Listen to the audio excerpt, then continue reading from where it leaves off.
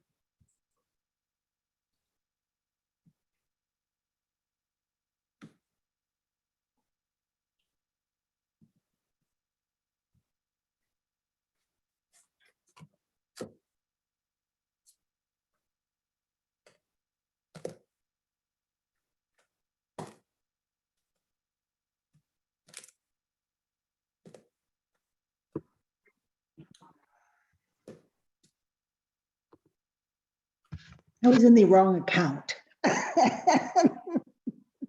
Sorry about that.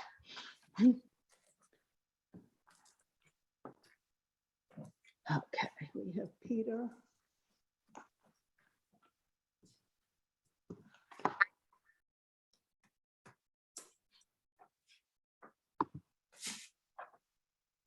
Andy's on.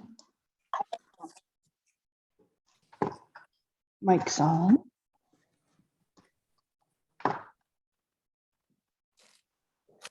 Gail's on.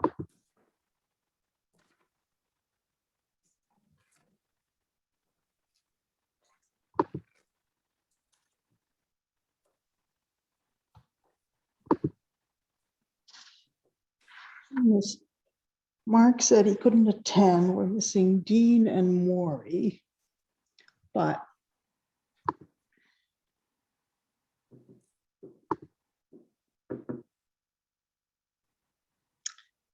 looks like we have a quorum, so we can proceed. So I will call the Finance Committee meeting to order on Thursday, February 24th at 7:02 p.m. And I have the agenda from 1921 with me, from 2021 with me, so that's not going to work very well. No wonder I had the wrong Zoom account. So I may need help with from people going through the agenda. So I think that we wanted to go over the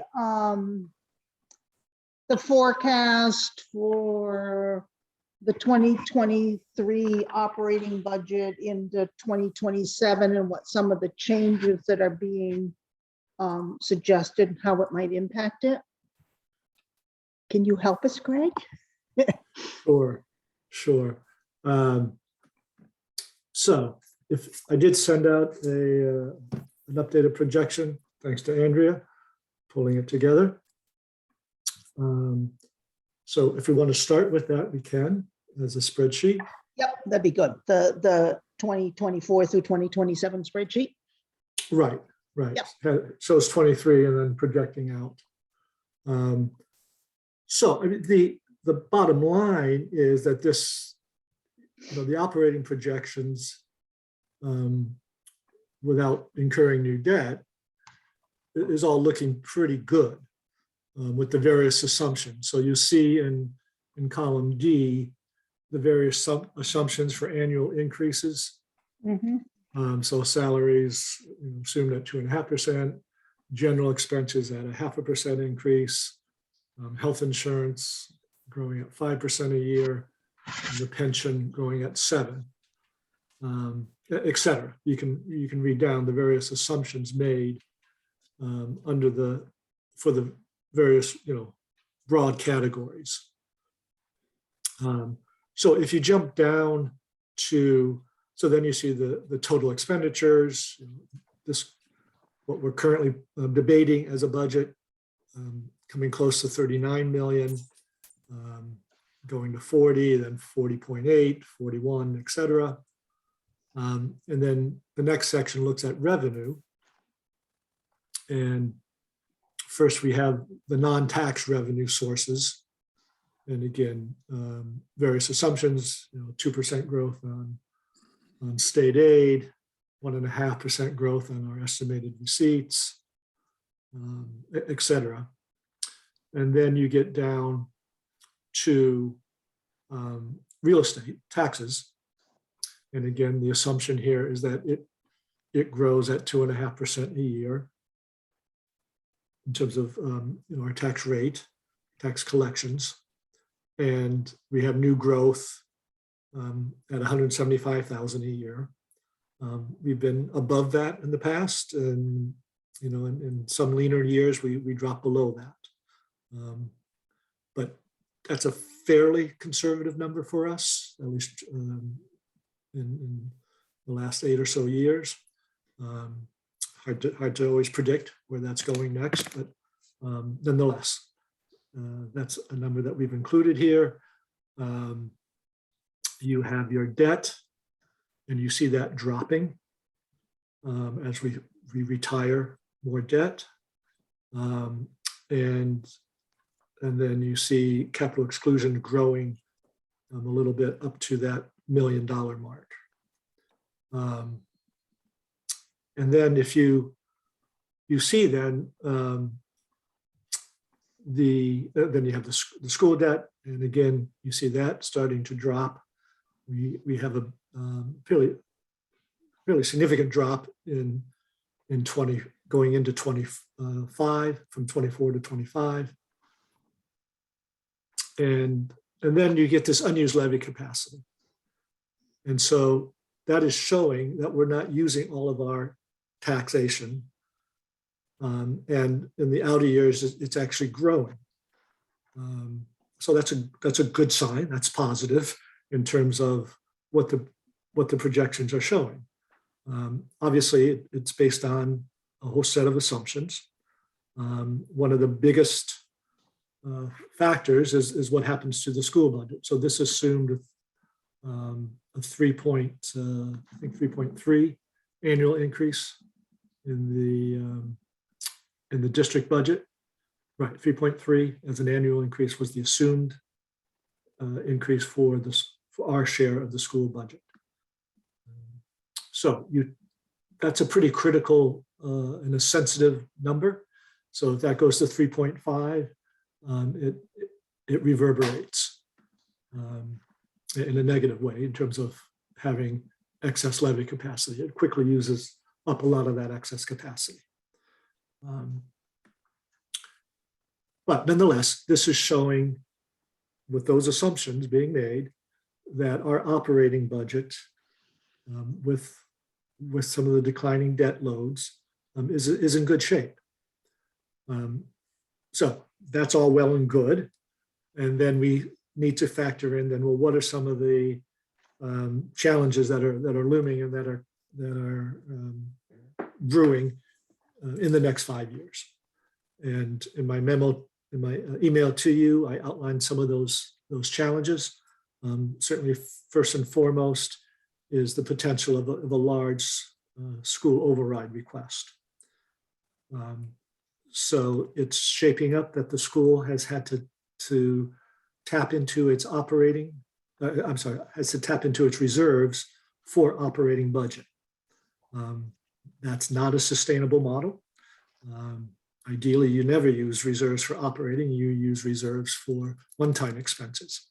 But in efforts to try to lower the impact to Essex in particular, with the apportionment formula working against them in these last few years because of the way student enrollment is trending right now, the school has tried to reduce the impact of that apportionment formula by tapping into reserves and having a lower tax increase assessment on Essex in particular. Obviously, that translates to us as well.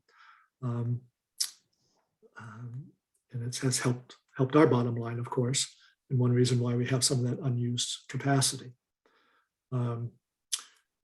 So going forward, they have a big hole to climb out of, particularly if that hole could get a little deeper this year, depending on what numbers finally settled on.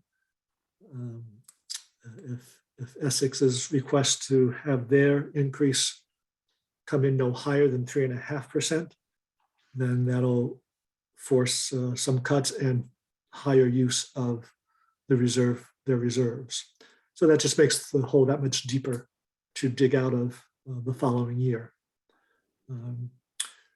So it's very early to be projecting, but it could be an override in the range of $2 million. So that's a much bigger override than we have seen in the last few override requests. And so our share of 2 million, basically 66%. So you're a little over 1.3 million. So 1.3 million translates roughly into a 5% tax increase, just for the override. So on top of that 5, you would have your normal 2.5 to keep a pace with all of our operating costs. So that's a daunting hill to climb, and that's certainly a challenge that is looming. In addition, there are some capital items that I outlined again in the memo. So I listed them out. So the Sweeney Field project, the rotunda at Tux Point, the DPW garage, either as an upgrade of where it is or a new build, either where it is or elsewhere, depending on how that all sort of transpires and decisions that are made. And then the other item was the senior center that has been in the works in one shape, form, or another, but we haven't gotten to a finish line for an actual project yet. But there is still a strong desire for that. So on the positive side, like I said, we will by 26 retire debt payments to the tune of a little more than $400,000 a year. So if you turned around and took that same $400,000 that we have been collecting and roll it over into a new debt, into a new bond, that would raise roughly $12 million as a bond, and that 12 million could take care of most of that list. It could take care of all of it if it's an upgrade for the DPW instead of a whole new rebuild. If it's a whole new rebuild, then it would not be enough to handle all of those issues. I also listed in the new capital items that are possible. We don't know yet, but it could be that we have to start treating the water more aggressively at the Lincoln Street well. This is mainly related to PFAS, the so-called forever chemicals, new regulations that have been adopted by the state, very stringent limits on the PFAS. The testing is very sensitive. Our numbers tend to jump around a bit. The magic number is that you don't want to exceed 20 parts per trillion. And that's with a T, trillion. So it's a very minute amount that is allowed under state law. Federal law is 70 parts per trillion. State law is 20. So we may be facing a facility construction to basically a mini treatment plant that would filter out the PSAPs, and it would also, at the same time, we would treat the high magnesium that we have in the water. With any luck, we would receive some state and federal grant funds to pay for if not all, the bulk of that. No guarantee, but the state is indicating that they are putting a good chunk of their federal dollars from ARPA and the infrastructure bill into a grant program to specifically address PFAS in municipal water supplies. So looking further out, things do improve.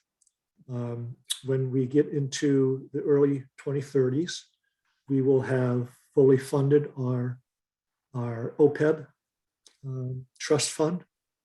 And so that's, by the time we are retiring that, it'll be north of $300,000 that we'll be saving annually. And also a few years later, 35, it's projected that the county retirement pension liability will be completely eliminated and fully funded. And that could free up, could be a little over $1 million a year that would free up. So instead of paying 1.5, 1.6 million to county retirement every year, that number should drop by 2/3. That's a rough estimate. We don't have any hard and fast numbers yet, but it should be in that order of magnitude, if not more. And then there's additional town debt that rolls off. And as we've indicated earlier in previous discussions, we have the high school debt being retired. So that's why we think about doing the Essex Elementary when that high school debt rolls off, so that we're not paying off three different indebtedness for 3 different schools, but just continue with 2.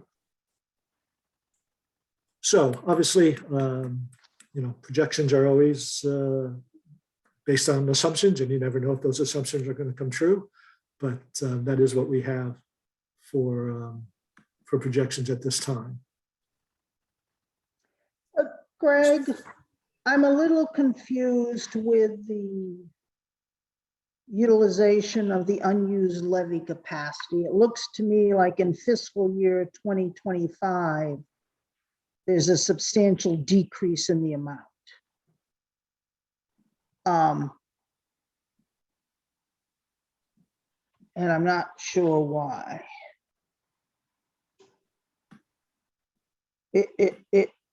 Yes, I see what you mean. Yes. I mean, I assumed that the reason it was increasing is because you were adding 2.5% to the unused capacity each year. Right. But then in 2025, it drops substantially, but then bumps back up in 2026. I don't know if that's a mistake or what. Yeah, we'll have to dive a little deeper. I don't know if Andrea, if you have a thought on that. I do. I want to say it might have to relate to the capital. It might assume more use of tax funds that year. I'll have to double check that formula. That would be my first guess. Because my question would be if we're using almost 500,000 of unused levy capacity, what impact is that to the taxpayers as a percentage increase? Well, yeah, so I think you're right. So in 25, we're showing 4 million in capital. So maybe we'll have to take a look at that. Okay. That's basically the 400,000 right there. Okay. So we may be a little heavy on on capital in 25. We may, we'll have to take a harder look at that. Hey, Greg, Yep, Mike? I kind of asked two questions about the school budget and the override, and again, keeping it 30,000 foot. So my first one is just what is the 2 million? Like what's causing it? Is it salaries, health insurance? Whatever. And then my second question is, given that at least currently and even recently historically, it seems like, the Essex Finance Committee has been pushing back on obviously much smaller increases. Like Right. so therefore, what would we expect the probability of a successful override that big? And I get that the Essex Finance Committee does not speak for the whole town of Essex, but just using it as a proxy, Right, so much harder to answer. that Yeah, I know, second guys. question. Agreed. So I agree. It's a big question mark. And that's been some of the discussions of the last month or so here between Essex and the district, saying, look, you're asking us to cut even more because you're saying you can't afford, 4.8 or 4.9 tax increase or our percent increase for the district. But then you're saying you'll support an override that's going to cause, a 20% increase. Right. Or in absolute dollars, I feel like what happens is that the last second tweak to Essex is like $100,000 or $150,000, right? That's the actual final tweak. And Essex Finance Committee is pushing back against that, that's their right. But I don't get how, if that's an issue, clearly 1/3 of 2 million is going to be a much bigger issue, right? I mean, Correct. And that's where the school is pushing back on Essex, saying, this is doomed to fail. Your strategy of starving us year to year and then asking for a big override doesn't seem like it's going to succeed. That's certainly the school's fear. I don't blame them for having that fear.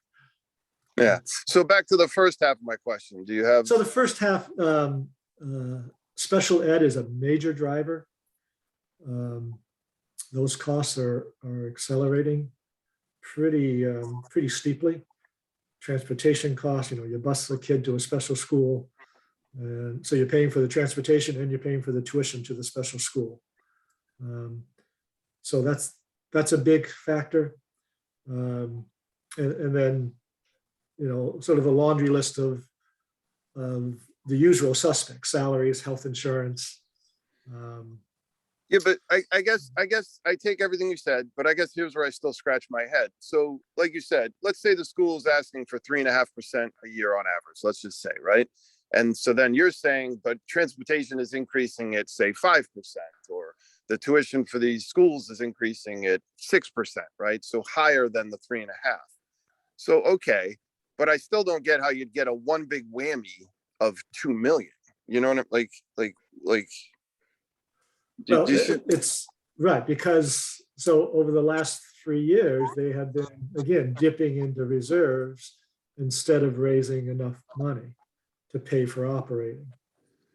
And so which I agree with you, right? Like that certainly is not, it's certainly not a long-term solution, right? You can't dip into your reserve for operating on a long-term basis. But so I think you might be answering my question. So part of that 2 million is just to replenish the reserve. But Greg, isn't part of the school's plan to do an override once every X number of years, so they might be raising more than they need? Correct. Yeah. So it's probably looks like it's like $1 million, $1.2 million, maybe to $1.5 million of a hole to dig out of, and then $500,000 to allow some future expansion and growth beyond the 3.5%. So they're not asking for an override, in 4 or 5 years' time. They try to stretch it out to that 8 to 10 year period. So just ballparking it, like you said, these are but like half is kind of like the absolute need. The other half is to replenish the reserve, which, I mean, everybody wants a nice reserve, but that's more I of a would- want. Yeah, I would say 2/3, 1/3. And, you know, in rough numbers. But what's the proportion go to, Greg? I missed that. So 2/3 is paying for what actually they need, and then maybe 1/3 is that buffer Replenishing. to replenish the reserves to carry them through a next set of years. Yeah, well, it is a fair Yeah, point I mean- that they're going to be absorbing increasing amount of facility costs for the high school. Just, you know, as it kind of gets into Yeah. its Right, teenage as years. Yes, as it ages, yes. Yeah. And Yeah, if I don't want to get in the weeds, but just, you know, even if it is only 1/3, you know, if it's 1/3 to just replenish a reserve, to just have it sit there, I don't, that's, I mean, if we're hopefully going to all find a happy medium, I don't, Well, and it, you know, from my perspective, you know, it speaks to the question of, is it better to do, you know, basically mini overrides or, you know, higher tax raising on a more regular basis rather than scrimp and beg and borrow and dip into your reserves and then have a big ask. And I think what it from was- from a budgetary standpoint, it's much harder, I think, for a taxpayer to have to get faced with a 7.5% hike rather than year after year of 3.5 rather than 2.5. I mean, So I just to think it's that a point, better Greg, budget. what has been the sort of the feedback from Essex with regard to, you know, not meeting the sort of the ask from year to year in a couple of the recent years, but then having to look at an override, which, you know, kind of does the same thing, you know, but Right. all at once. Right. I don't think there's been a real in-depth discussion about those two Okay. options. Yeah, and I don't want to derail this meeting over talking about the schools. I think that we need to be coming to grips with our operating budget, what the future holds, and be prepared to vote on it by next week, along with the additional asks that are being asked. Greg, am I correct that with this spreadsheet you've done, it does not include the additional staffing requests? Right. Okay. So, you know, you have the potential of, at fully funded, again, depending on what you do, but if you look at one in police and the Board of Health request and one firefighter, a second floater, you'd be in the $150,000 range of added to that. And Greg, it doesn't include whatever might happen on the dispatch center. Is that correct also? The That's regional correct. dispatch? Okay. Right, so I have a question. I have a question on one of the layout items on the actual spreadsheet. When you speak about fund, when you're in the revenue section, and you speak about fund balance used and stabilization is listed as one of the, I think, sources. Is that, since stabilization stays constant across the years in terms of its proposed balance, is that money that would otherwise have been added to stabilization that is now being used as part of a revenue from so-called fund balance? No, stabilization takes a 2/3 vote to use. So we haven't been using money from stabilization. I'm speaking about something a little different, which is stabilization. I understand the use. I'm talking about the increase to it. The model includes a stabilization fund that doesn't change in value over the projected period. And therefore it must have increases which allow it to be used in part, I'm asking. No, we have added money to stabilization for probably 3 or 4 years. So the only change would be in earnings. Earnings. Yeah. There we go, earnings. Fund earnings that aren't reflected. Right. and they're not Is- much. is- Okay, yeah, I didn't think they were, okay, thank you. That's exactly Yeah. what I need to know. It's Yeah. earnings. Right. So this projection just assumes that those amounts stay constant. Stay level. Yeah. Right. Yes, it's earnings. I was trying to think where the money's coming from is what I'm asking. And Sarah just answered it, earnings. Hey, Greg, quick question on the new growth. You said you keep it at, what is it, 175 grand? And obviously it's a very volatile fluctuating number, but just past, I don't know, 1, 2, 3 years, what has it been? It's been anywhere from, I want to say 150 to 250. Sorry, can you say that again? Yeah, I want to say it's been somewhere in the range of 150,000 to 250,000. Okay, thank you. We've been as high as 3. Andrea might have these numbers better than I do, but Yeah, I'm actually grabbing them right now. Okay. 2016, it was 308,000. FY17 was 354. And then it went down to 276, then 166. This year is 204,000. yeah, That's kind okay. of how it kind of fluctuated between. Yeah. Yeah, thank you. Gail, I just want to let you know that Maury's joined the meeting for your minutes. Sorry, I'm late. No problem. Thursdays are tough for you.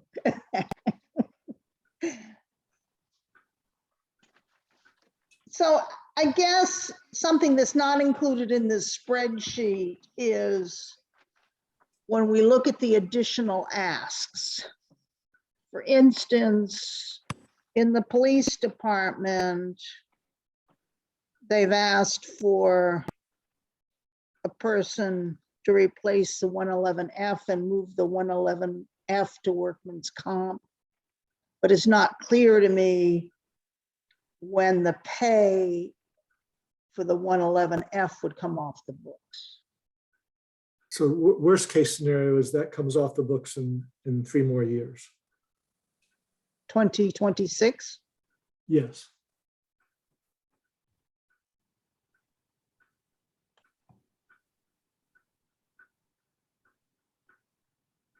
And what are we paying for the 111F? I think it's just under 60,000. And then a replacement would climb towards the 70,000 range over time. All in?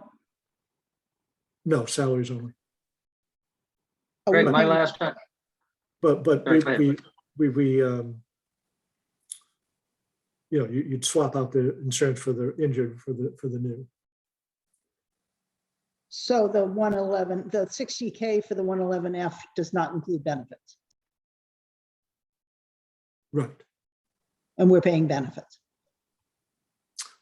Right, but as I say, Yeah. that lasts for another 3 years max. Greg, does this indicate that the courts have now reached a further resolution? My last memory in the discussion of this was we were waiting for some kind of a ruling about. the- Correct. We're still waiting. Okay, thanks. So I think that the request from the police chief is because of the change in the regulations with respect to the reserve officers, and we may lose them because they have to be fully trained, is to move what we're paying for the 111F situation to workman's comp and hire a policeman to fill that vacant position in case we lose reserve officers. Correct. Though you don't necessarily have to move it to workers' comp. It can just be part of, you just add the new hire's salary to the budget, to the police budget. I mean, it's 6 of one, half a dozen of another. The money's the same. So it's an additional 70, what, 100,000 with benefits for 3 years? Yeah. Sounds like it's roughly. 80 grand a year, right? When you 60 plus 20? No, I'm talking about the replacement. Oh. Okay. Because I thought we were paying 2/3 of the salary on the 111F. I might have made that up. I thought Greg just said it was 60 plus 20 for the 111F. Roughly, I mean, it's a little lower than 60. Again, Andrea could probably give me an exact number. But and then it's 18,000 on the health insurance. 75, fine, whatever. Yeah. Yep. And we do have some room in our health insurance budget as it currently is crafted. We always, just in case someone's, if an employee who's currently on their spouse and the spouse loses it or changes jobs and they don't have health insurance, and they come on the town plan. But that's not in the current budget, the replacement, right? Correct. So that would increase. See, my concern is what the bottom line increase is if we do these. Right. It's about 150,000 increase if For you do the police. three. Oh, No, 150 if you do fire, police, and Board of Health. I'd like to look at them each separately. Yeah, no, I understand. So And That's, Greg, we have it for Board of Health, but we don't have it for police. That I'm aware of. So you would add 70,000 to the salary line. But then don't we have to add something to benefits? I don't believe so, because I think we have enough to absorb it. Okay.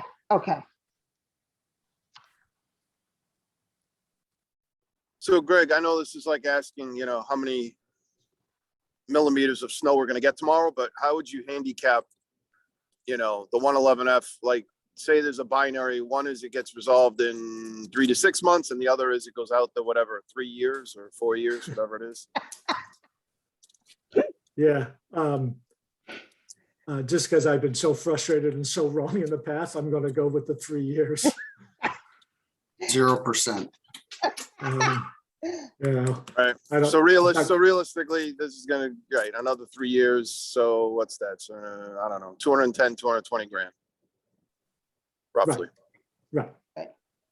So the budget we have before us is going up to the increasing the levy limit by 2.5% plus growth. Is that correct?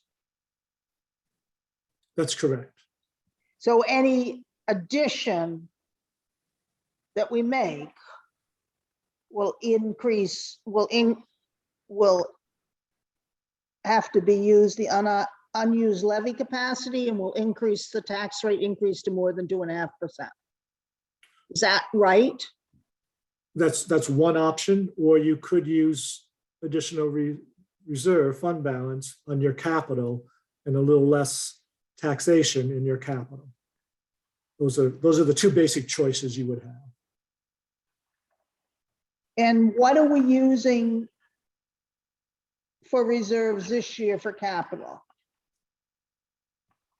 I asked to have what the reserves were estimated to be as of 7/1/2022 and what they would be 7/1/2023 based on what we were planning to use. And I don't see that here, but I might be missing it. So currently in capital, we're anticipating 935,000 of fund balance. But this number here in this spreadsheet, the 2,632,548, is that before or after we use the 935? That's the total capital. No, but the Oh, wait. reserve, fund balance reserves that are being shown as of 7/1, it says 2,632,548. Is that before the 930, we spend the 935 or after it? Andrea, can you help That's us? after, yeah. That's after, Sorry, I have yeah, some that's- problem with my mute button. Yeah, that's Okay. yeah, that's Okay, after. yes, Yeah. That's after. Okay. Sorry.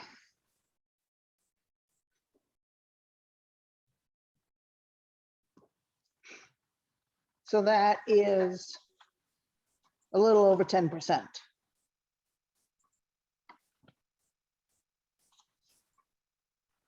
of reserves in the budget, right?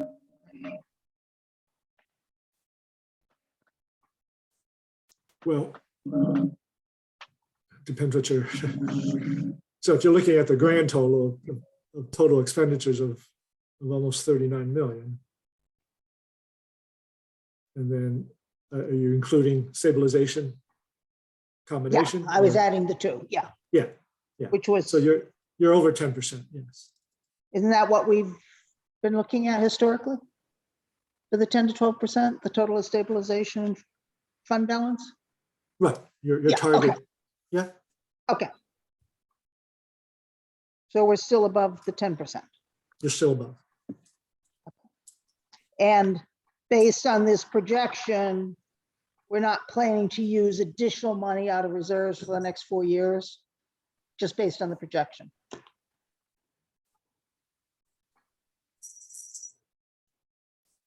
Correct, so that obviously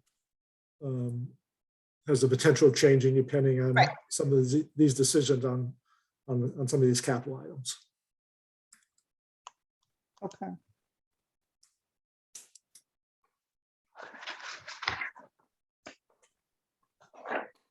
So what are the thoughts of people on the police?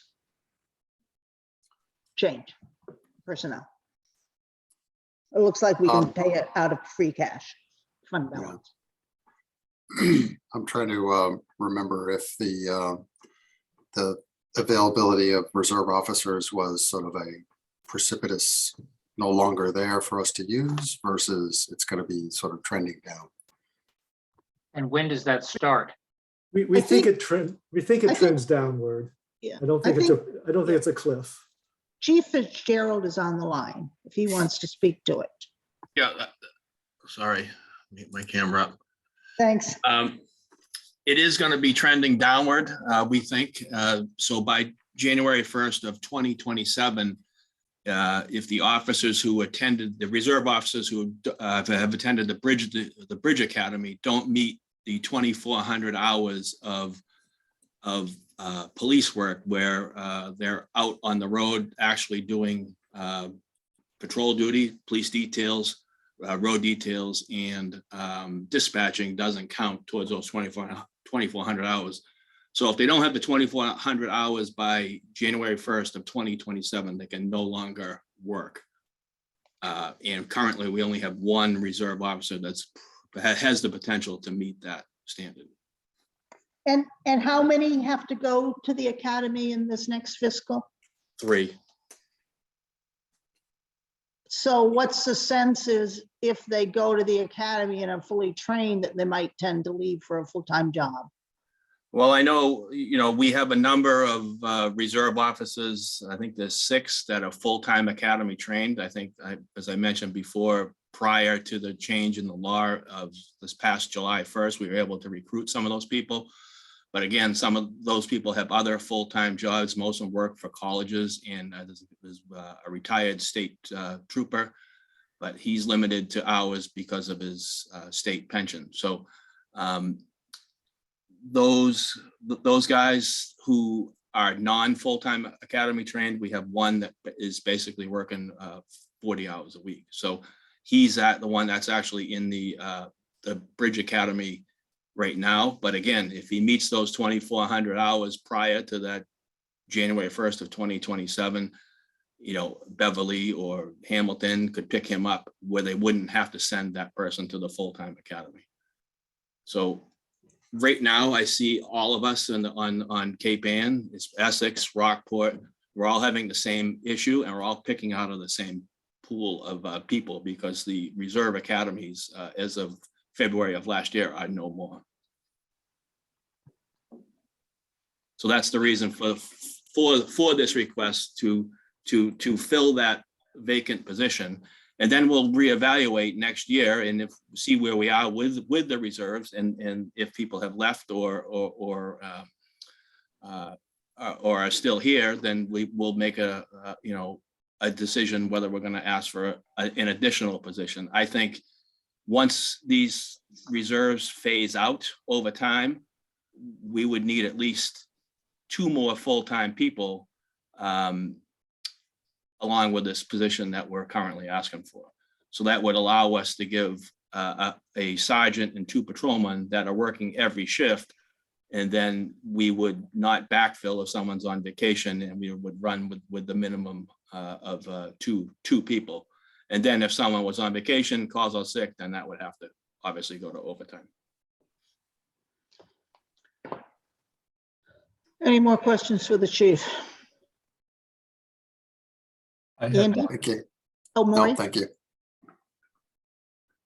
Chief, yes, you mentioned state police and something about a pension. Are they obligated to not work more than a certain number of hours? And does that also extend to people who are not state police, but, retired town police? Yep, same thing. I believe it's 1,200 hours. I think they used to be less than that, and Greg can correct me if I'm wrong, but it used to be around 900, but it was just increased to 1,200 hours. We currently have a retired Essex officer here. He works part-time, and he'll fill, certain vacancies that we have, but, he's got to watch his hours. So that's roughly half-time. Halftime, yep. Do you have any more questions, Andy? No, I'm good, thank you. Peter, do you have any questions of the chief? No, I don't. Sarah, this is Mike. I just have a Mike. quick one. And I know I missed the FinCom chief that you presented, so apologies if this has that's all been right. asked, but so just at a really high level, the current ask, is it related more to the 111F situation or the reserve officer situation, or maybe something, maybe option number 3?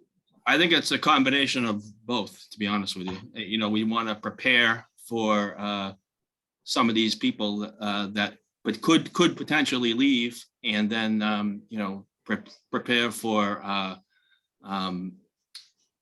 again, a staffing shortfall with the officers that are retired that can't work as many hours as they can. I guess is what it is. Did I answer your question, Mike? Yeah, I'm good, thanks. Okay. So I come back to the committee, and what do we want to do about this police request? We kind of need to make a decision if we're going to vote on a final budget next week. I'm sympathetic to the request, based on, all the good information that the chief has provided us. I think we're sort of a collective frustration over that, lingering situation where we're paying for somebody that's not working for us. And, on one hand, you sort of say, well, as soon as we get that resolved, then we can have this, that's a simple sort of accounting approach to it. But I recognize also that it appears to be something that's under virtually nobody's control in the whole state. I will say though, sorry, go ahead. That's I okay. just want to be sure I've got the count right. So over the next 4 years, regardless of what happens at the 111F, are we going to need to increase the staffing potentially by 4? That is 3 for the reserves and 1 for the 111F? No, it would increase by filling the current position that we have, and it would increase by 2. That's my estimate. 2. So a total And of that would 3. take into account the 111F also. Correct. Yep. Okay, thank you. And just on the note of the, this thing being held up in court with the 111F, it's, Lieutenant McCoy is on the line here with us, but both of us have called consistently month after month after month and talked to the clerk's office where this case is being heard. And they repeatedly tell us that it's on the list. The decision will be out in a month, and it just doesn't happen. So, unfortunately, it's out of our control. We've tried to resolve it as best we can, but with no luck. Well, that's why I think Greg's 3 years is about the right guesstimate of the resolution period. So that's why I was asking how many replacements, and it's 2, I guess. Maury, do you have thoughts? On the police matter, no, I don't. Greg, taking everything Chief Todd just said, I mean, and I don't want to go down the rabbit hole, but I mean, have we exhausted all channels, you know, state senators, reps, I don't know, governor's office? I mean, We have, yes. what happens? What do they tell us? They're too busy, they can't help us, or? Yeah, they point to, get in line. There's cases that are 20 years old that they haven't issued decisions on. I mean, it's pathetic. And the politicians tend to shy away from trying to influence and put pressure on them. So this is a very unique, whatever, court/magistrate area where there's, like you said, 20-year-old cases. Yeah, I That mean, just seemed- that's statewide. I don't know about this particular magistrate, but I know that there are cases that are that old. Retirement cases, pension cases, specifically pension cases that have been Similar to sitting. this one, yeah, Yeah, very similar. very similar. There are cases that have just been sitting for years and years and years. And I don't understand it. I wish I had better answer for you. Greg, if you were to take a swing at this, if you look at 350 communities in Massachusetts, how many would you guess are wrestling with this problem? Is it 5 or 10, or is it 50? I mean, I'm always thinking about benchmarking. You know, maybe it's more common than we think. Well, I mean, there are literally hundreds of pension cases that are awaiting decisions. So I would imagine that's affecting quite a few communities, more than a handful. So we're unfortunately, we have good company. Well, this is more anecdotal than scientific, but I've done some peer on this issue, and the people that I've talked to look at me like I have 3 heads. So that's a small data set, but Yeah, no, I hear you, Mike. I hear you. like everybody's familiar with 111F cases, but none of the people I've talked to have been familiar with the tenor of this, like, you know. Right. Yeah, each case is unique, that's for sure. And we have to remember too, that once the magistrate rules, this is only to get this person back in front of the Essex County Retirement Board medical Right. personnel, correct? Right. So it's not actually gonna make a ruling whether he's retired or not. So I think Greg is right. It's gonna drag out at least, you know, the 3 years till he's fully vested in the pension system.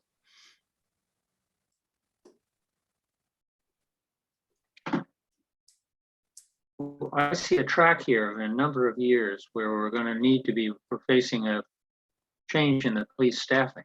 I'm sensitive to what the chief says, because I view it as something where you have 3 or 4 years, given both the reserve, change in the reserve training situation, as well as this 111F. It's going to require us to take a couple of steps, and I'm not anxious to do that all in 1 year. And I'm inclined to go with the request here because I view it as a step along the way that we can't avoid. Okay, thank you, Peter. Maury, what are your thoughts? I see the need for this. I have real concerns about, and again, I'm looking at the whole picture. Police adding, fire adding, and Board of Health. I think the town's head count, we're looking at a pretty significant increase. And I know there's things like SAFER and other things coming along, but this is all going to come back at us in about 3 years. And the load and benefits and everything on top of that is a big one. So I'm concerned about it. Yeah, if I could jump on that, I mean, to Maury's point, on the one hand, we need to look at each of these positions in isolation, but on the other hand, we get to look at it consolidated, right? Aggregate, right? Because we're looking at the total budget. So I think what Maury's saying, I'm not going to put words in his mouth, but is, like maybe yes to the police slot, but then that might mean no to a couple of other slots, right? Okay, so do we want to, on a tentative basis, say yes to this slot and then move forward to the other two areas? I'd like to do that. Yes, please. I'd support that. Andy? Yes, Mike? Yeah, I want Okay. to connect the dots. So yes. Yep, we'll circle back around at the end of the meeting. So let's move to the health. So sent you an updated spreadsheet today on health. And so Greg, that, what brings this forward at this time? This doesn't seem to be quite COVID related. It has to do with more with the leadership of the department, if I read this correctly, and services that have to do with many areas of health board operations, Title V and the like. But is there something special that brings it forward now? That is with respect to the health agent position? so I think in the eyes of the Board of Health in particular, the pandemic exposed some weaknesses in our structure. So not having a health agent during a crisis, it made it that much more difficult for the board to manage things and to stay on top of things.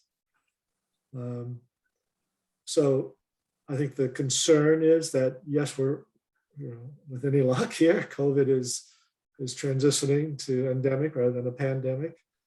But I think there's a real concern that, the new disease is lurking out there. And there will be additional challenges going forward that climate change is allowing more diseases to migrate north.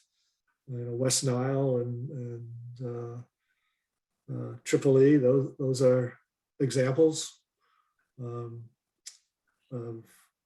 diseases that we didn't used to worry about, but now they're here. And I think there's a concern that public health issues are going to mount in importance and demand time. So I think COVID underscored that concern, and that therefore the desire to be better prepared. Even though they tend to describe the health agent's position as focusing on Title V and housing and food or restaurant inspections, I'm sensing your comment is it's really much broader. I mean, the health agent is focused on those areas. That doesn't sound like COVID or its implications, except maybe for leadership of the department as a whole. Right. Is that fair? And that's part of it. Certainly that leadership role in staying on top of state mandates, regulations, and helping a very part-time nurse stay up to date on all of that. So the health agent, while not the public health nurse, would certainly be the supervisor of the public health nurse and be able to feed information to the health nurse rather than the health nurse trying to gather that information on the few hours that we allocate to the health nurse.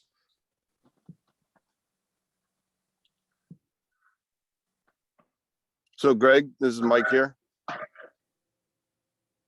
Go ahead, Mike. Okay. My initial gut is a lean against and not, it has nothing specifically to do with the health department. It's just kind of what we just were talking about 5 minutes ago, right? We're coming at it from all angles, right? And you got to say yes in some places and no in others. But to be honest, specifically with the health department, I'd certainly be more agreeable if we looked at it with, some potential increases on the fees, because a lot of these things that connect to the health department have fees related, right? And I know there's no way we can raise the fees enough to, 100% cover, but it just would be nice to, look at it from a net position, if you know what I mean, right? I mean, Sure. there's the Title V fees, there's the restaurant fee. It sounds like there's a bunch of different areas, of revenue in this, But no, you're right. Those are areas, I don't know the last time that the fees were examined. That's a question that Ellen could answer for us. Certainly can find out and see if there's some capacity there for increasing them. Right. I mean, the fact that it's been a while probably means that, right, there's probably a lot of room, and, I would argue inelastic demand for these things, right? If someone's redoing their septic, they have to do it. I mean, Right. The fee pales in comparison to the cost of the system. it's probably a fraction of a percent. That's right. Right. Exactly. Yeah. For the restaurants, we don't receive an inspection fee, right? What fee? We receive an alcohol liquor license fee, but what other fees do we receive from the restaurants? Do they all have liquor licenses? I think so. They do. Yes. Yes. Is that where our money comes in? Yeah, we're collecting, $1,100 to $1,500 a restaurant for a liquor license. Okay, And a common vic is $50, I think. okay. So, but we have other entities that have common vics that need to be inspected, right? Right. Can I I ask, just- I think a comprehensive review of those fees would, be good, I just, like you said, a lot of these fees are completely inconsequential in regards to the underlying business, Andy? Greg, Greg, it came up last week during that presentation that when they were comparing us to our neighbors, and Essex has such a person, but that we learned later that they were mandated by the state because of their sewage situation. Is it, given that circumstance, I was just wondering, is it even possible that we could share that resource to any degree? So it's certainly a possibility. That was the model back in the 90s, that we did share the health agent with Essex. I'm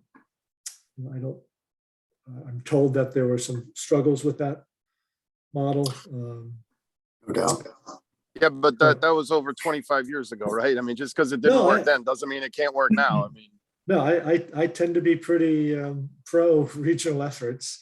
Right, I think exactly. the Board of Health is I think reluctant to go down that path right now. They, I think, would prefer to sort of bolster our in-house operations and then take a look at regional. But I guess if that's not a viable option from a budget standpoint, given everything else that we're looking at, I'm just, it would be helpful to understand if that's even an option, and if it were, what would it look like from a cost perspective and operationally. yeah, and I would think if I could get half of a yes, then 100% of a hard no, that would be better. So I'm not sure you're going to save much over the option C. I think, if you're going to share a health agent, you're going to be responsible for, 50%. So you might be able to shave a little bit off of that. It might save 10, 15,000 off of that option C. But I guess if in the end it allows a shared resource, and it's a pittance compared to what we're collectively looking at for the school, I suppose, but it pushes in the right direction for Essex at the same time. Right, and Yeah, every it all adds bit up. adds up. It means we're Every bit sharing adds up. half of a pension, we're sharing half of the healthcare, we're sharing half the salary, right? I mean, it's, Right. it's Right. half of 3 different buckets. I mean, I don't, that doesn't seem like So it'd be a it's- pittance to me. It's where the state is putting their resources. So they, they have passed this new legislation. They're putting $200 million into public health. Part of that money is going towards stricter certification training requirements for health agents. And a good chunk of the money is going towards incentivizing through grants, more regional efforts, Right. more collaborative efforts. I mean, one of my takeaways from listening to the Board of Health stuff from last week was how hard it is to actually find someone, right, in this field. So to me, that leads to a road even more of trying to share. If Essex already has someone who's competent and good, right, like, you know, if it's that hard labor market wise, I mean, it just seems Well, like a more it- rational decision, both economically, but also logistically. I mean, Right, it also might allow you to share, you know, the specialists. So you don't, it's very hard to find the agent who has all the specialties. Right. But if you're sharing specialists amongst 2, 3, 4 communities, absolutely. then, you know, you can afford to have a specialist Title V, a specialist in food inspections. And Absolutely. they do a circuit rider approach. So, I mean, where I was out in the Berkshires, that's what we had. We had Tri-Town Health. They were three communities. We shared a sanitarian and a food inspector amongst the 3 towns. Yeah. I'm optimistic. If we can regionalize schools, we can regionalize health. Maury, what's your thought on the health agent? I think trying to regionalize some way would be great. I know we keep looking at our nearby neighbor, but maybe there's more opportunities looking at Hamilton or Wenham or somebody who's, you know, a little further away. I don't know what Rockport does on this, Greg. Again, I just go back to the overall numbers. I mean, we're basically looking at police, we're looking at fire, and we're looking at Board of Health. And at the end of the day, it comes down to basically risk management here, you know, and on one hand, you'd say, buy all the insurance you ever need for any possible incident. Let's just be safe across the board. But then you end up paying it an outrageous amount every year. I'm just struggling with how do we look ahead? And I think, Greg, if I've got the numbers right, I mean, we're looking at about a $60,000 ad with the Board of Health. I think 50 if we, or 60, yeah. and I'm not sure if that's loaded or not. And then, Right, it's not. so it's more, and then we're looking at about 78 on the police. And then I think if we look long-term on the fire, we're at about 300. Yeah, so let's look at them each separately for now, Maury, okay? Yeah. Okay, it's, Peter, what's your sense on the health agent? I think I'd like to set it aside and move to where I think we are on fire, because I'd like to think about what the fire situation is. So I'd like to set it aside and come back to it, please. Well, I think Fire's we got need, much bigger numbers. I think we need to make a decision of whether we want to support this internally or whether we want to support a regional effort and what can be researched with respect to a regional effort. Well, I'll speak for myself. I'm not in favor of internal. I am in favor of examining a regional solution. Okay, Andy, Same. Maury? I'm in favor of that as well, because we can scale it and hopefully pick the resources we need, and we're not just all in on it. Okay, so Greg, can we do some research on the regional approach? And it might not be able to do it for this fiscal year. It might push it out a year. Right, I will. So I think it's going to require a discussion with the Board of Health directly. I will tell you that they are very against regionalization to start. But they don't pay the bills. I And is understand. that simply because they did it 25 years ago with Essex and it didn't work out, or is there something else? You know, I think they would say we would rather spend our dollars for our own people and not share that person. But they themselves also said how tough a labor market it is. So that No, like, I hear you, Mike. But even Greg- if we gave them the budget, they're saying they couldn't find the person. I mean, I'm also a little concerned about the makeup of the board and conflicts and all that sort of thing. So I think we have to be pretty wary of what we're doing. Yeah, no, I don't disagree. I don't disagree. It's been a struggle. Right. And it seems like proposals change based on who they want to protect. So, you know, we had an opportunity to join 3 other towns for a 3-year trial period. And I was told to give that grant back When was this? this past spring, a year ago, 9 months ago. So you had a grant in hand to do that and Yeah, basically, granted, the communications could have been better, and that upset them. But, I took advantage of an opportunity that I learned about at the 11th hour and thought we could at least explore it. Greg, could I ask, No. was it the Board of Selectmen that asked you to send that back, or was it the Board of Health? Well, ultimately both. Okay. But certainly the Board of Health led that charge. Got it.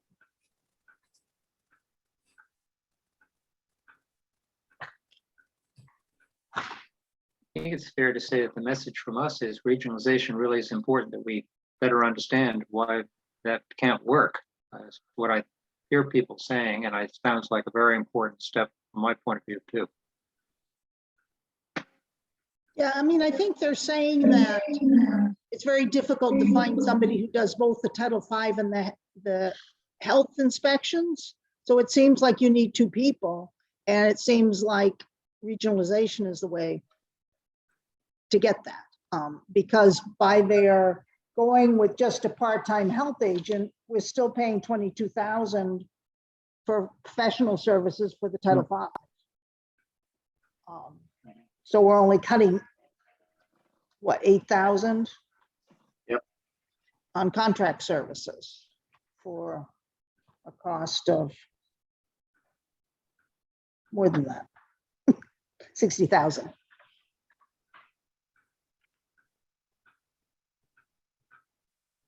and this is coming up, nothing. Sorry, go ahead, Greg. Well, I was just going to say, I do agree with the Board of Health that we are under-resourced.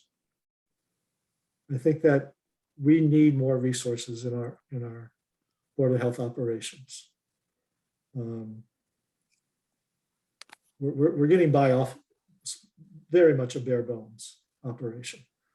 You'd be hard pressed to find a town spending less than we are. I don't think that's what we're questioning. I think we're questioning the way the staffing is desired to Right. work. I think it's much more that question than about Right. the need for the service. Right, no, I understand. And at the end of the day, every town has to make its own financial choices, right? So Essex spends more on their health department and we spend way more on our library department, right? I mean, it's, everybody's got to manage their budget. And we cover the schools. Yeah, right. 2/3, that's right. Okay, so And for me, I think it'd be really helpful if the health department could look at those fees, because maybe it's just my gut and maybe I'm off, but I think there's probably a good opportunity there, especially if they haven't been examined in a while.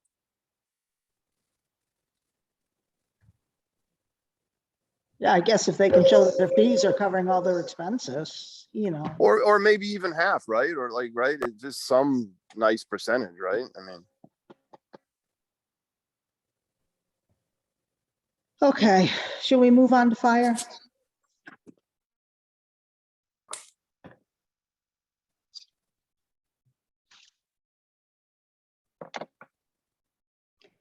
And I'm assuming in this spreadsheet we received, Greg, that there was a typo. I'm assuming C was to add 2 firefighters. B said add 1, C says add 1, but it's different information. So I'm assuming that should have been 2. And then D is to add 3. I thought I had it up on my screen here, but let me get it here.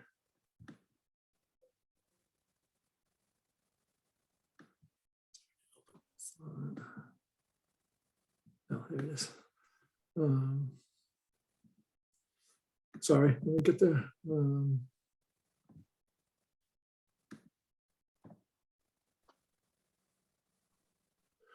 No, so C is adding one, just like B, but both of them go to a shift rather than being floaters. So Oh, okay. in B, you're adding one, and that one new is a floater. In C, you're adding one, and you're taking the existing floater and the new Oh. hire, and you're putting them both towards shift, a crew. So you got 2 shifts of 4 and 2 shifts of 3. So That makes no sense to me. People are people. I don't understand why there would be a difference in coverage. I'm sorry. Well, You're talking because, the same number of I- people. yeah, so the chief can certainly chime in. Yeah, I can explain that. The way it works with our floater is the floater covers vacancies. So if somebody's out sick Hmm. or on vacation, the floater covers that shift. If we had a second person, we'd have two, since we have 4 shifts, one floater would cover a vacancy on 2 shifts, and the other floater would cover any vacancy on the other 2 shifts. So that's B. C, you take those 2 floaters and you'd have 2 shifts of 3, and then you'd add a floater to each of the other shifts of 3. So then you have 2 shifts of 3 and 2 shifts of 4. And no floater. But you have more, you're hiring more people that way, aren't you? No, I'm sorry. I don't get it. If you have 4 people, you have 4 people and they should be able to cover the same number of shifts. it's how we're allocating the personnel. Instead of calling them a floater, they become a shift member. The number of people doesn't change. But what does change is that now you have half your crews are staffed at 4 instead of 3. Yes, That's the difference. And that's how you absorb those 2 people. So instead of using the 2 as floaters to backfill a vacancy on a crew that has 3 dropping down to 2 and going back to 3, instead you're using the floaters. They're no longer floaters, but they're permanently assigned to 1 or 2 different crews to make those crew a 4-person crew rather than a 3-person crew. So they're a floater between 2 crews as opposed to a floater between 4 crews. Oh, Well, they're No. not floaters. they're They're not not floating, they're permanently Well- assigned. so who's covering when people are out? Well, if it's a 3-person shift, if anybody is out, you have to hire somebody on overtime. If it's a 4-person shift and somebody is out, you drop to 3, you do not have to hire anybody on overtime. Why does the overtime go up so much more when you get to C? Well, it's because you're covering the overtime. The 2 groups of 3 are man for man, means 1 out, 1 is on overtime. In a B option, that would be covered by the floater. In the C option, there is no floater. So you have much more, your vacancies that you're backfilling are always overtime in option C. In option B, a good percentage of your vacancies are filled by straight time because they're floaters.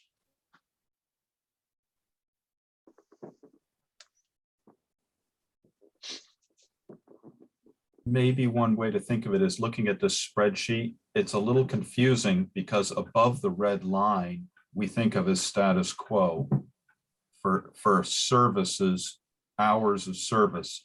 But in fact, A and B are just differentials of what we're currently doing. Item C probably should be banded in a slightly different color because it's a hybrid halfway between It's halfway between. 4 You're right. shifts of 3 to 4 shifts of 4. It's really 50% of 4 shifts of 4. So it's an increase in service. It's not equal to A and B. That's correct, Maury. Yes,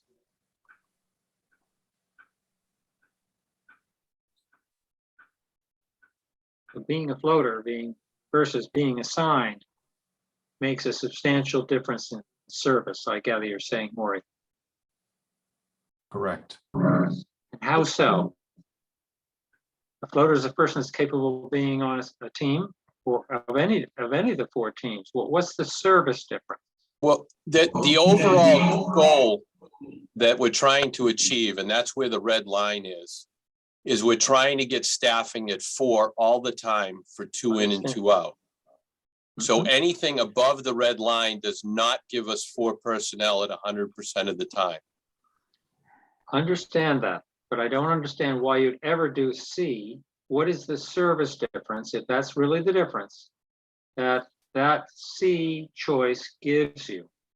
The service difference is on a percentage of days, you have the 4 people on shift because you have 2 shifts of 4. So if nobody takes leave on those days, there's 2 groups that have the potential to have 4 on duty.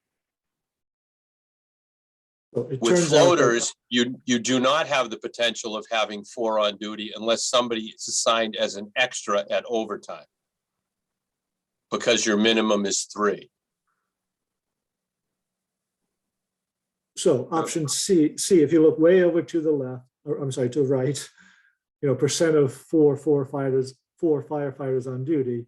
A and B, you never have 4 on. In C, 20% of the year, you have 4 on.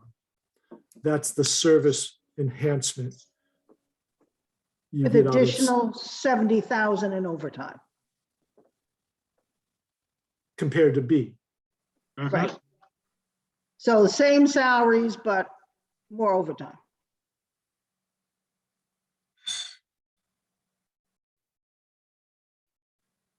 Yeah, Yes. it's very comparable to, I mean, in terms of overtime, it's very comparable to what you're currently doing.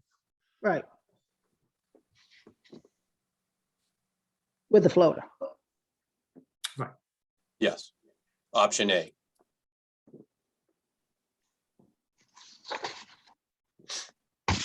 Just can't quite understand why you'd ever do C, but I understand it's the 20%. Sounds like it's a very expensive 20%. I think I better understand how to do B.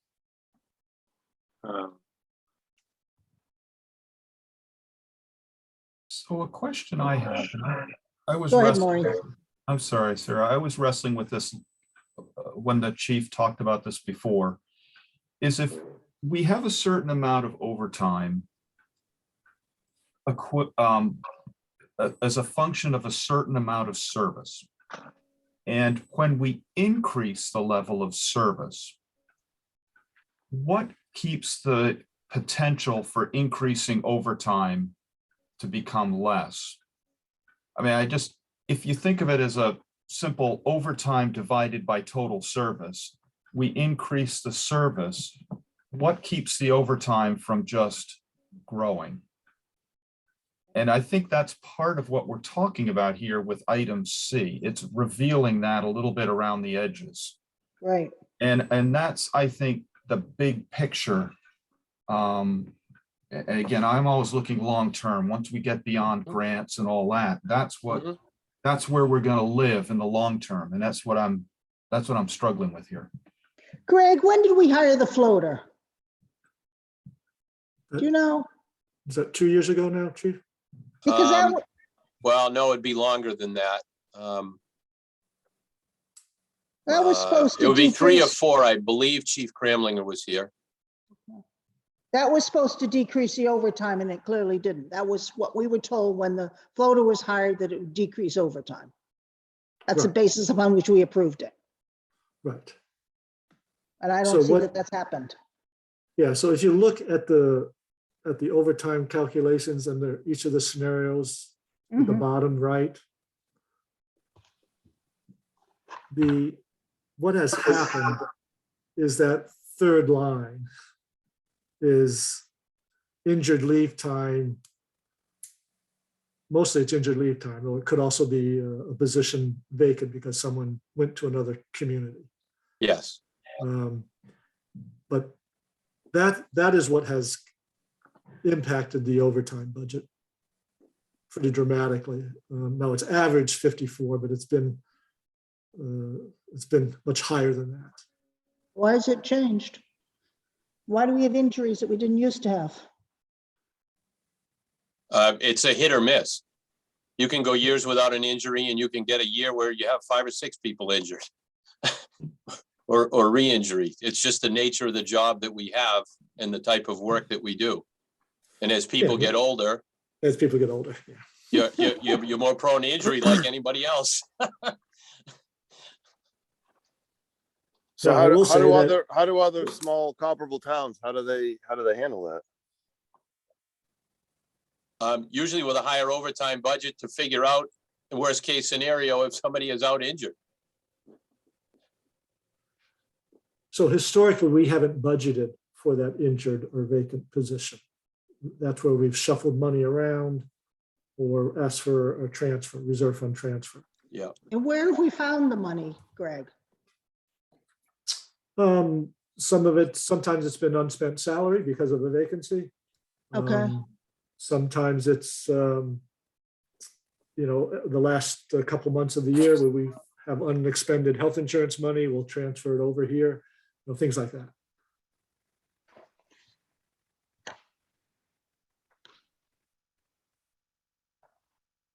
Again, if Andrea was sitting next to me, she might kick me and jump in, so she should feel free to do that virtually. Andrea? No, you summed it up. All right, all right. Yeah. And like, for example, like last year, we took, 15,000 left from the fire department expenses to help as well. Mhm. So that kind of happens.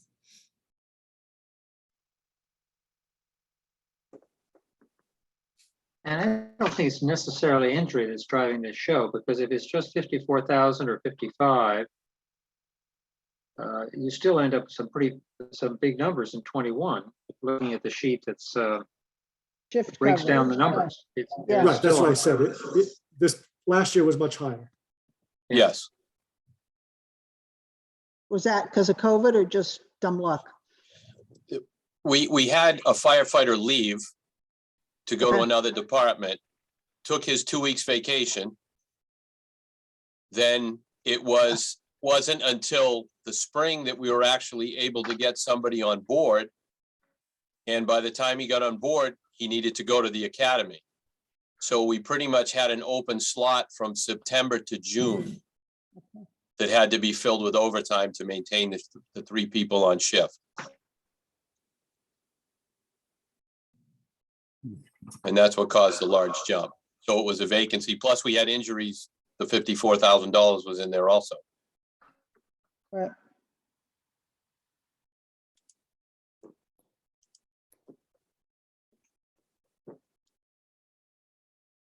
One question here, we seem to be moving toward a model of defining the level of service as fixed and then trying to fill it with full-time hires and overtime. Is there any ability to change the level of service depending upon the available people? And what I mean by that is maybe we start out trying to go with some variation of 3 and 4 shifts, but if the people are not available, we change the staffing. And that may be totally ludicrous, but I'm just looking at different ways we can balance this here. Well, I'm not sure I'm following that, because one of the options we suggested last time was if we needed to add a 4th, we run an open overtime shift on every shift. And if somebody took it, they'd get paid overtime. And if somebody didn't take it, you weren't paying the overtime. But that would significantly increase the overtime budget to bring the staffing from 3 up to 4. And it still wouldn't get us 4 all the time, because it would be variable if anybody wanted that shift or took the shift. The only other way is full-time hires, assign them and then run down, where you save your overtime money. So we're not going to drop below 3 as a staffing, but that only allows us to provide a minimal level of service. I guess the way I'm thinking. I guess I would counter that, Chief, that it's not a minimum level of service. We have Well, done very, very well. with 3 We've made it work and firefighters. we've gotten lucky is the way I look at it, because because what we potentially face, and all the other communities face this regardless of whether they have no people or us, is the ability to handle calls effectively. And like I've expressed in the past, we can handle one basic medical aid call or one basic minor fire call. And anything above that, we have to rely on mutual aid. So that's how I define our capability and our potential level of service. I thought you were doing ALS. We are. Okay, that's We are. not basic. That's not basic.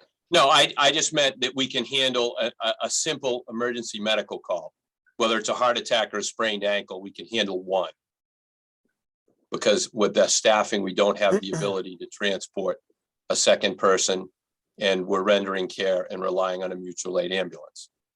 The same with a fire call. We can handle a minor fire call, and anything above that, we need to bring in mutual aid. So that's currently the level of service we're able to provide with 3 firefighters on shift. So how many times a year on average do we rely on mutual aid? They came in, I think, 54 times last year. And we had 68 simultaneous calls. It was either 2 emergency medical calls, 2 fire calls, or 1 or each at the same time. So high level Last once year. a week? Right. Does once a week sound right? Yeah,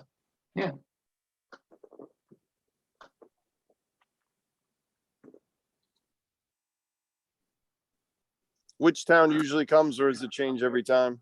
it depends on who's available. A lot of times it depends on who's available.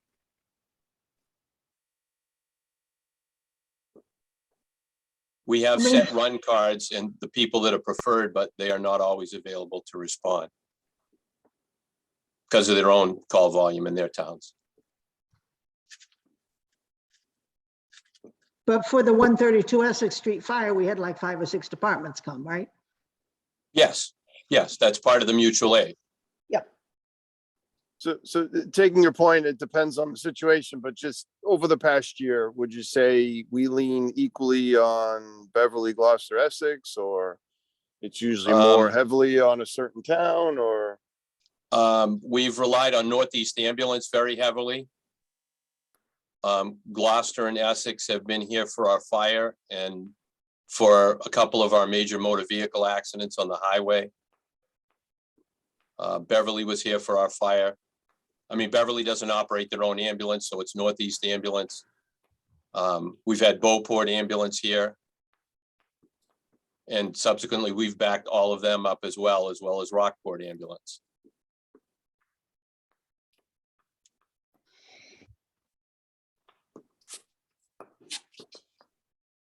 But the amount of times we're providing mutual aid is not going down. Especially with responding with our ambulance.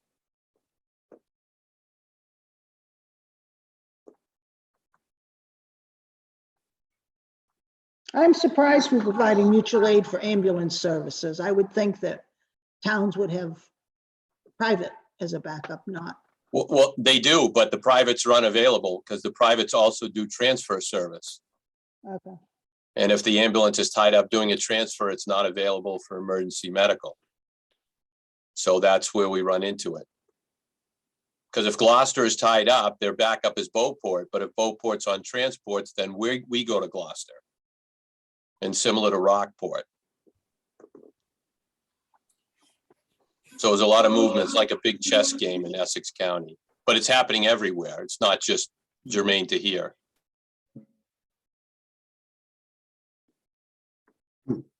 Because some departments are waiting 20 minutes for a mutual aid ambulance from another community. So that's the concern when we can't field enough for a second ambulance or another crew on scene. It doesn't seem like there's quite parity in that sort of approach, because I understand it in the fire department, the basic, engines Sure. responding because everybody's, got a fire department. But Sure. we chose to have an ALS and, it's there for us. But if, even if we have our own call, we can't have a second one. So if we have one that's out answering the call for another town that doesn't have ALS, Yep. but has private contracts, it seems a little strange that we'd send ours out. on Well, those the occasions. challenge is if we don't, then we have to take the private off our backup list. Because then Is it's that- not mutual. That's the virtue by which we have the private responding to our needs. Yes. Okay. Yep, because then we go and respond to their needs. However, there has been such an issue with staffing in hospitals and staffing with private EMS that we're going to places now to back up private ambulance services where we never really did that to any great degree in the past. But And it's is that happening mostly- everywhere. And is that mostly as a result of COVID staffing issues? No, No. well, part of it is COVID because with the amount of calls when it first came in, people are getting burned out and senior people are retiring and people are looking at the hours and the pay for private EMS and are not choosing to go into it. So private companies are having really a hard time staffing their ambulances and meeting their contracts with communities. So that's where we have the benefit that we're not doing that. We have great paramedics and we've been able to get paramedics. But we can't say we're not going to back them up and then expect them to come back us up. That's the only caveat to that. I'm curious if you could just tell us how many mutual aid supports we've gone out on compared to how many have come in to help us. For Um, ambulance, for ambulance. Let's see, I have the number here. Hold on, let me pull it up.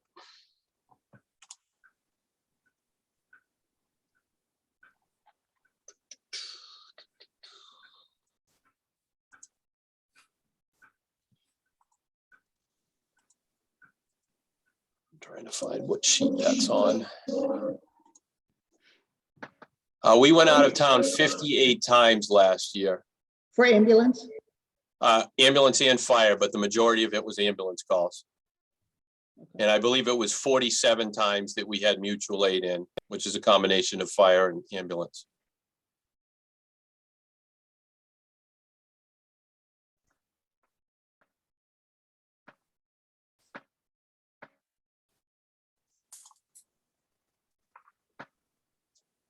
The other element we're looking at here, and I know you guys have heard it, is not just the level of service we're able to provide. It's the level of safety we're able to provide for our personnel by having sufficient people on scene with the 2 in and 2 out. So firefighter safety is paramount too in what it allows us to do on scene based on the amount of people we have showing up initially. The more people we have on scene earlier, the quicker we're able to mitigate the problem and keep it smaller and do it safely. When we It's just the can't meet the 2 in. The Sorry. frequency is so different between fire and EMS. Yes, it is. It's just, it makes it sort of hard to analyze because it's so very different. Yeah, they're extremely different. And the reality is, if we have a real fire, we have to call a mutual aid. Yes. But that, Yeah. the amount of people we have at the initial affects whether we can keep a small Mhm. fire small Mhm. and or if we can make a potential rescue. Yes. I can have 100 firefighters here in an hour from all over Essex County.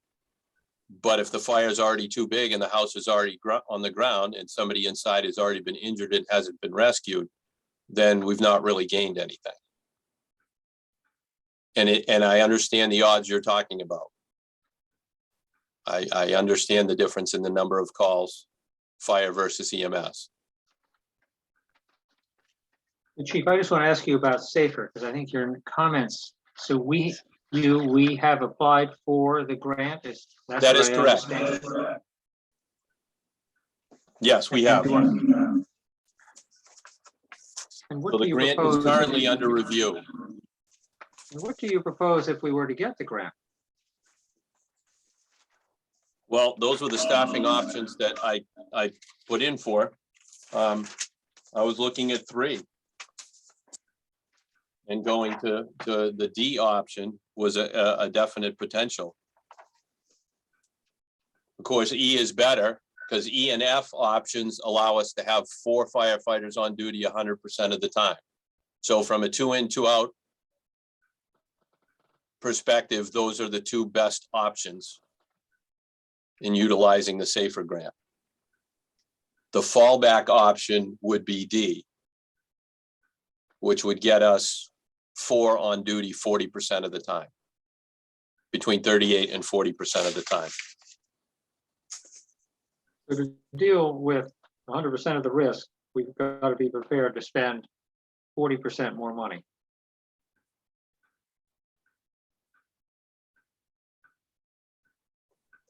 Well, not 40%. Or 50%. I think it's We actually do. 50. Yeah, it's Yeah. probably 50%. Well, I mean, your total costs go from, 1.4 to 1.42 to 1.63. No, he's talking about the next option up, the 1.894. I am talking about the next, Oh. yes, that's correct. I'm Okay, sorry. E, okay, Yes, I am talking about E. I was looking for the Okay. 100% service, Sure. which Yep. I view as being much, to put it in Maury's terms, substantially riskless or much less risk. Essentially costs 50% more spending for fire as a town service. the numbers here. And how many calls did you say we had last year? For fire, Fire calls, Total, let me that we pull that up. responded to, yeah. Okay, let me just pull that up. and how many of those were, Wait, let him answer the Fires. first question first. oh, okay, first question.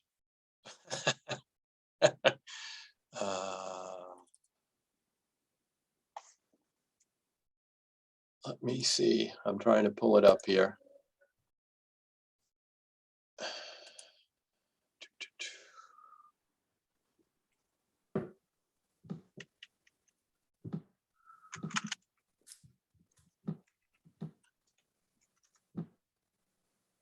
I'm having trouble finding it. I had it in the annual report. I'm trying to locate that on my desktop right now.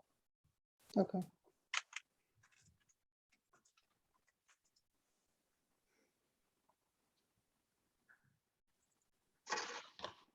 Okay.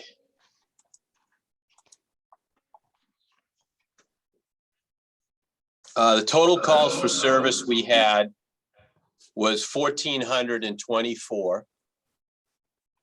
Of those,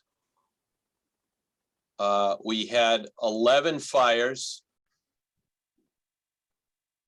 630 EMS calls,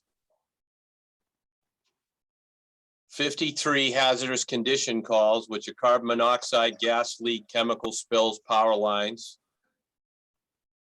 195 false alarms, 64 good intent calls, which means somebody thought they saw smoke or steam was mistaken for smoke. 146 service calls, lift assist, lockout, mutual aid coverage, and then 423 inspections.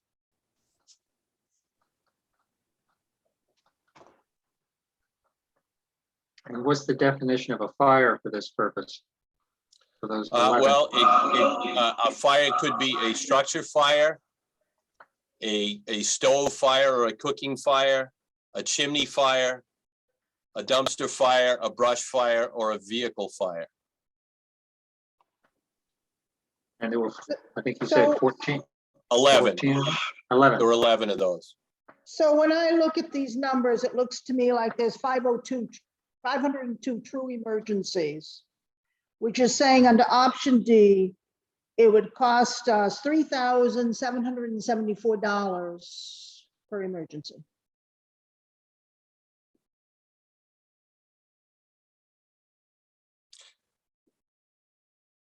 I guess if you're defining emergency after the fact, but a lot of those calls we get, we don't know what they are until we get there. So they're all treated as emergencies from our perspective. Well, certainly inspections aren't. No, but I meant like the false alarms, if you put those in there and things like that. When we get the call that there's an alarm sounding, we assume it's a fire until we prove otherwise. No, that's not true. I called twice because I had fire, smoke detectors go off and they knew there was no fire when they came. They didn't have their sirens on or anything. Well, it depends on the So- information we get. Yeah, So, Right. yeah, I so was if somebody asked. tells me that, if somebody tells me the smoke detector's been chirping for 3 days, then I'm gonna assume that they need a replacement of a battery and it's not an emergency. If they call and say, all my smoke detectors are going off, I have no idea, then that has a potential of being an emergency and we treat it as such. The meat, the meat and potatoes is the EMS calls. That's about what, about You are 700 correct, sir. roughly? About 700? 630 is what I had. So a little less than 2 a day, right? Yep. That is correct.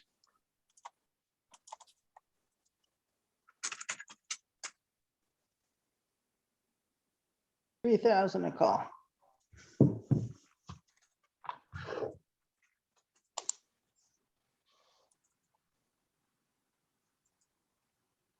Now, I know we're talking about cost, and I brought this up before, realize that we do bring in approximately $200,000 a year in revenue from those EMS calls that we're responding on.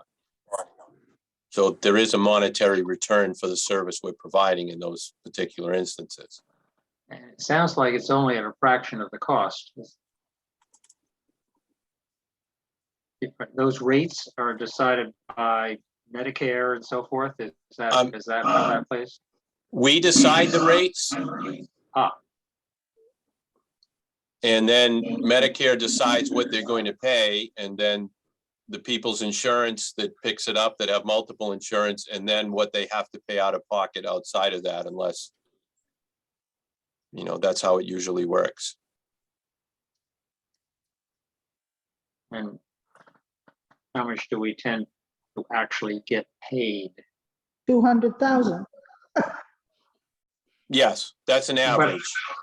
So building on that, is there an opportunity there to Yeah. raise those rates, but yet, you know, not stick it to the town citizen, if that makes sense, right? Where I'm going is, you Right. know, raise the rates, and if someone's gonna be covered by Blue Cross, then fine, right? The higher rate gets paid 100% by Blue Cross, but if it's more of an issue of Medicare, obviously we don't wanna stick it to the town citizen to pay some balance, right? Right. Our rates are almost at the top tier of all the other transporting services in Essex County. Right up there with private ambulance? Oh, yeah. What do we charge? Like, for example, for an ALS 2, which is a classification, the base rate, Comstar, the company we use, takes the top 50 agencies that they use for that rate, the top 50, and that rate is $3,571 per call. Our current rate that we're billing at is $3,400 a call. So we're Okay. only 171 under the maximum amount for that particular rate. All right, but now I'm So- having a tough time matching, tough time matching the 630 EMS calls with only pulling in 200. Most aren't Sure. transported. They're not all Yes. transported. They're not all transports, some are refusals, some are done at the BLS rate and not at the ALS rate. Some are intercept calls that we do the ALS and provide it for Essex, and then we have a split rate with them.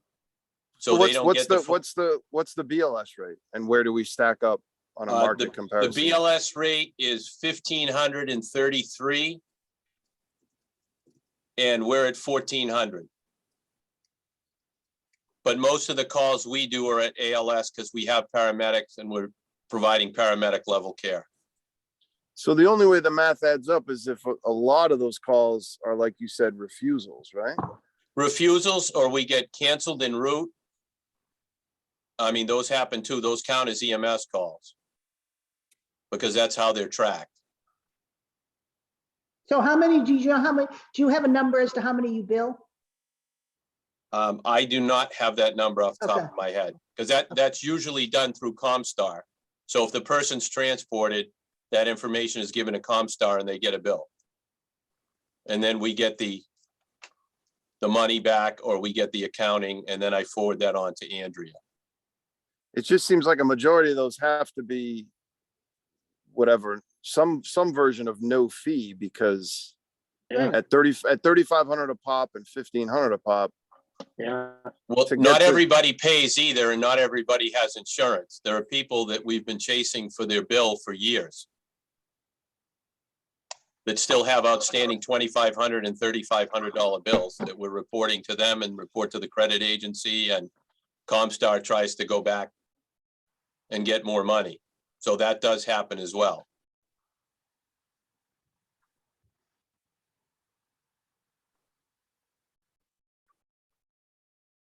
I have a question, just going back to these different scenarios of people.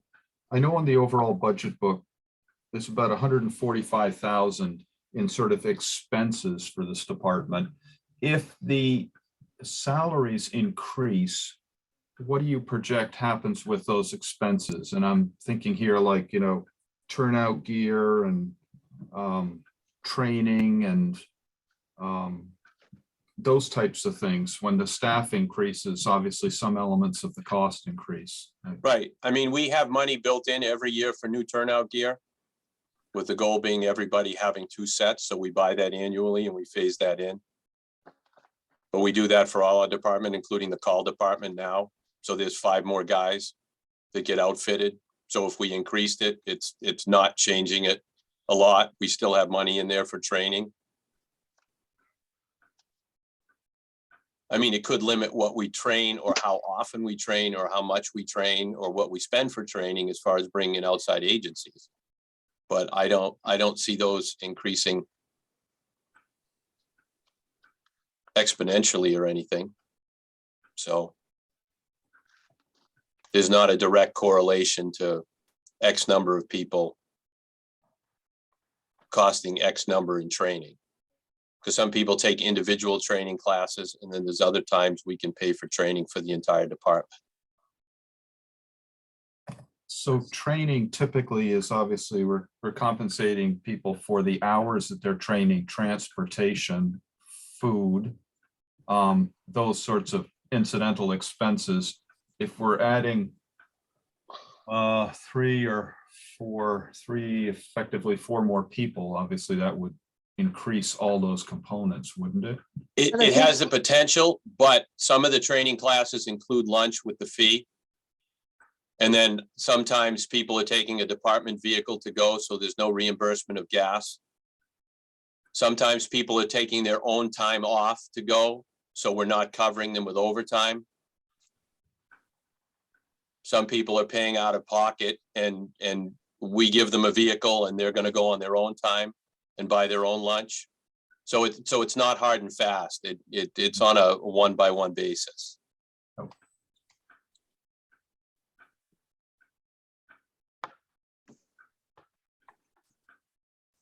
Like, for example, when we had our annual refresher for EMS, there were people on duty that went. The people that needed it, because it's a job requirement, got paid overtime to be there, but at lunchtime, everybody went and bought their own lunch, so that wasn't included. And where it was right here in town, there was no transportation costs associated with that. People drove their own vehicles, spent in class all day, paid for their own lunch. Some people got overtime because they were on off-duty days. The other people were on the clock. So it's different things like that that equal out over time. Plus, if we do the training for each group while they're on duty, they're already getting paid, and all we have to do is cover the training cost.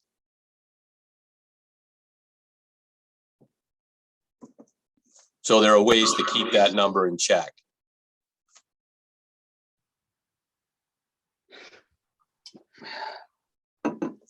Sarah, I know we've been going at this a long time. I asked a question like half an hour ago about what if we adjust the level of service to meet a particular kind of budget numbers, what I was just generally saying it, and we got off on another tangent, but in a really blunt way, if we funded a couple of a firefighter and a floater, we cap the overtime and we said, Look at number B. well, I'm Look just, at B. We're yeah, I'm being- adding a floater and cutting overtime by 75 grand. So it's only costing us 25 grand.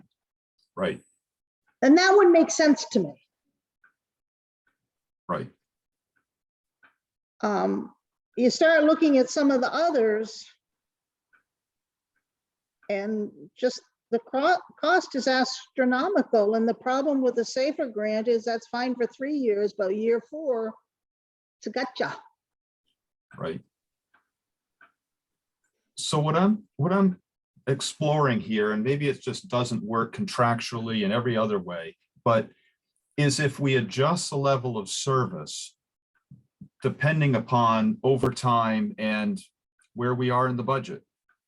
And this is probably totally backwards, but instead of saying we're going to go to item C or item D or item E, we basically say, hey, let's, for some portion of the year, try to keep it at this rate.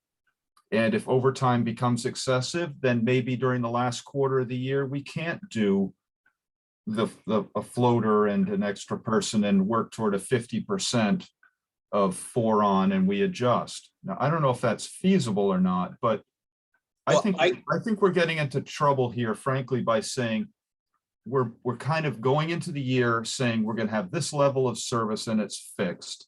Because I look at the 191,600 for overtime, and I'm looking at that at item C, and I'm thinking, well, that's interesting. And then I look down at line 15, item F, and it's the same number. But it's the same number with another 2 or 3 people working, and we've been seeing overtime climbing and climbing and climbing. So, you know, I just don't get it. The So problem it's with, the same number, Maury, because in option F, you've added two floaters to cover most of the overtime needs or vacancy needs. Right. So there's multiple variables here that are shifting depending on the scenario you're looking at. Right. But I really think what you need to decide is the level of service that you think the town should have. If you think the current service is adequate and doing fine, then you're good. If you feel that you need to have 4 on to provide that back-to-back ambulance call and to provide that immediate 2 in, 2 out on a structure fire, then you're going to want to go for E or F. I think it's a matter of service level. What service level do you want to provide? That's the fundamental question. It's not what we want to provide, it's what we can afford to provide. Yeah, In my like book. Greg. So Greg, I'm with you, and I think I've got my pick of among your choices. But I think where Maury was trying to go, and maybe just this isn't possible. And Maury, correct me if I'm misspeaking or twisting, but I think where Maury is going is just kind of like just having a number, like a hard number, right? Whatever that number is, 1.2 million, right? And then saying that's a hard number, and within that number, figure it out, right? You got overtime, you got people on medical leave, you got 3 on, 2 on, 4, like, right? But I think that's what he was, and I actually kind of like that if it's possible, which who knows, maybe it's not. I don't know. That is what I'm asking. Yeah. there's a couple things that I see with that, and maybe Greg, you could speak to it too, but for the floater position, they have to work a minimum number of days to be considered a full-time employee. They have to work 91 shifts for a floater because they're not assigned to the normal 42-hour week. That's how they get their time. So they can't be deprived of that time and still be a full-time employee. Yeah. If the goal is to keep the staffing at 3, then if one person is on vacation and 2 people have to be out because they've had COVID exposure, then in order to get that up to 3, I have to hire 2 people on overtime. No, Chief, I think maybe you're missing at a higher level what Okay. Maury's kind of saying. It's everything you just said, like, that's your world. But the point is, you would need to manage that within a hard number, high level budget. In other words, it's almost like there'd be this total number, and I'm just picking this out of the blue, 1.2 million, whatever it is. And then within that number, you would have the discretion to figure out all the stuff you just said. Right. What end up the discretion comes down to is we end up having to drop to unsafe level of people on shift. Because that's the only way to assuage the money if we're not covering people who are out on leave that they've negotiated for and people who have to work a minimum number of hours. Even we haven't even decided what the number is, but I was assuming it would be like whatever the current dollar number is. Yeah, but is there contractual limitations? Well, it's contractual for how much time off a person has, for example, vacation time is contractual. There's no Right. contract provision regarding the number on a shift? No. There's not, no. Okay. They would like that, but we have resisted that. I guess I'll jump back to Greg's point then. And personally, from my standpoint, I'm fine with the current level of service. So, that's.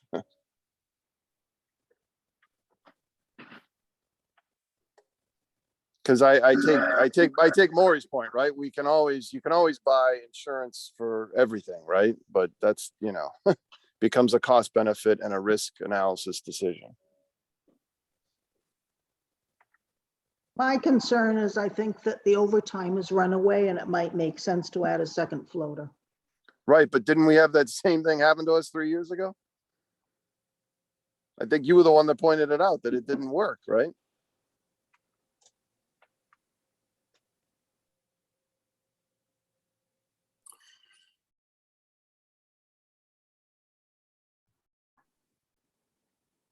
I'm just trying to bring the department up to national standards that the other chiefs ahead of me have been trying to bring it up to for years. With our last staffing increase from going from 2 to 3 a shift was 15 years ago. 2 in, 2 out has not changed. 1710 has not changed. The need for firefighters to be safe on the fire ground hasn't changed. And the OSHA law hasn't changed. So those are the consequences of not meeting it, is even if we choose not to meet that, it is still a standard we'll be held to if something happens. Well, So Chief, this isn't a money grab on my part. I'm looking at firefighter safety first and foremost. And with the increase in firefighter safety with staffing, we can bring it together a higher level of service to the townspeople. Chief, that I'm inclined to go with where Sarah's going, but I don't know what the answer is to the question, will we just be snookered once again with the overtime being essentially at or at higher levels than even before we hired the additional person? I'm not sure I know what happened last time to make the overtime not go down, in fact, go up, and maybe some of That was before my time. So I understand that, maybe but- Greg can speak to that. Well, part of it is there were times in the past where we did go down to 2. Okay. That's the difference. So in the last couple of years, we have been pretty strict about not dropping below 3. So in So other to words, that- when you hired the first floater, you made a decision at that point to go to 3, even though that required overtime. No, Thus, that the wasn't addition- that was not how the floater was presented to us, Peter. Right, I The agree. floater was hired to reduce the overtime. Thank you. End of story. So Greg, to build on your point, from a relative standpoint, in the past, whatever you want to call it, 3 years, 4 years, we've gotten better, right? In terms of staffing, on call, whatever. Because you said we used to go down to 2, now we only go down to 3. Part of that is driven by when I got here and the union contract that specifically says, and under a strong chief, that the fire chief sets the staffing levels. It has been my experience and my position that any less than 3 is unsafe for the people working, and it doesn't allow us to do the job that we're empowered to do. So from when I got here, that's when I set the minimum based on my standard as being 3. That's fantastic. I'm just pointing out that we've gone in the right direction. That's all I'm pointing out. Right? No, I hear you. We've So gone what from 2 to 3. assurance, And So the what other assurance factor can you- is the other factor is the loss of the call. So. Yes, you know, which the- is huge. so Because when these when all we have things more started, call you had people- 26 call firefighters.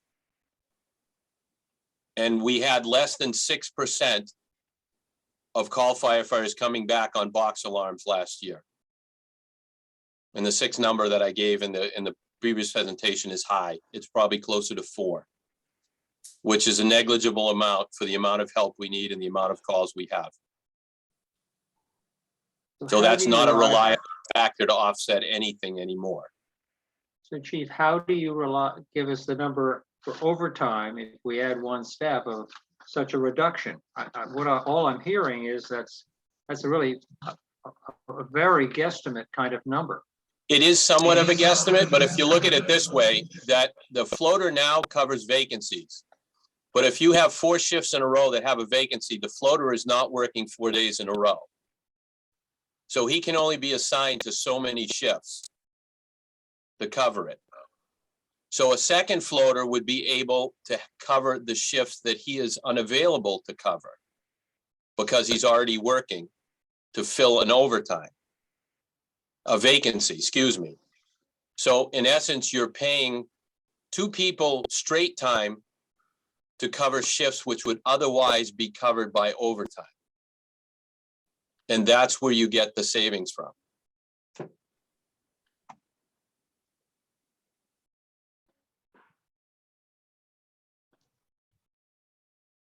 There is a set number of days that certain people can take contractually as far as sick, vacation, and personal days.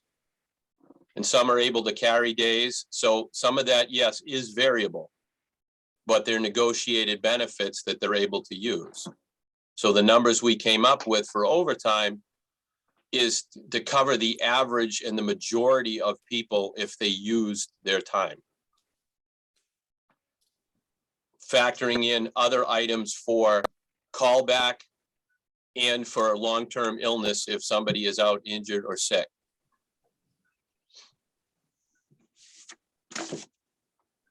Okay, so what do people want to do on this?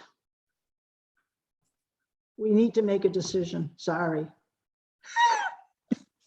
Well, I'm kind of with you. If we're going to do anything, I'm leaning toward, option B. It has, some sort of a merit for, looking to reduce the overtime, but I recognize also that, the overtime amount and the overtime requirement is a bit of a shot in the dark. Amori? I'm leaning toward option B. I think the level of service would be helpful. I also would say, I think we ought to make a cap on overtime. And I know that sounds a little bold, but at the end of the day, I think we roll up to the end of the year and we look at all these transfers and everybody sort of says, well, gee, it could have been. But I think if we cap the overtime, it makes it more of a line to cross when we've exceeded that. And I think hopefully that will affect, or the level of service and the way the chief is managing this department will work a little better if we put a line on that. May I ask 2 questions then? Mm-hmm. One, then I'm to understand if you guys go with option B, that were I to get the SAFER grant, that you would not be interested in using that to increase our staffing. No one knows the answer to that, Correct. Chief. Well, he said you needed a minimum of 3, and we're not willing to go with that. Right. Okay, and the second is, with respect to your philosophy about capping overtime, is that going to be across the board to all town departments? Because all town departments have the same issue with being unable to hit a moving target with respect to overtime. based on the attempt, especially in public safety with fire and police, to staff at levels to provide the service that we need to. Because I would prefer that the fire department didn't get singled out in that respect. Fire has been our biggest issue over time. That's the problem. We're there when you dial 911 though. Mike, what's your thought on which option we should go with? I don't, I'm fine where we are. I don't see the need for any increase. Okay. Peter? D. Okay.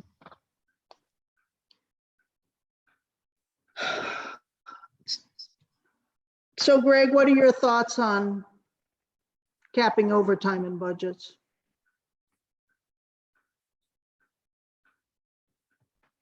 Well, so the problem is the wild cards. So if you have an injury that takes someone out for 9 months, that blows the overtime budget.